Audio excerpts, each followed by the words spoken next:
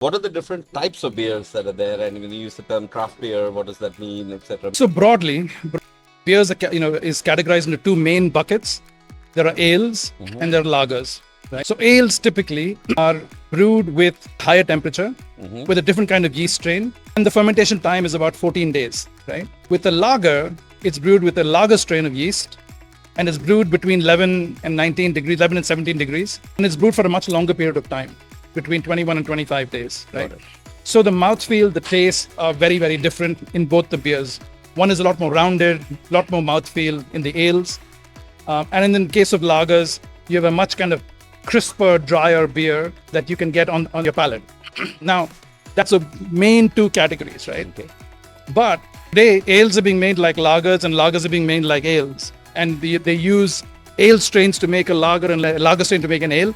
And so the distinction between these two categories are also kind of becoming blurred. But generally, these two still stand. It's easier to explain to the layman.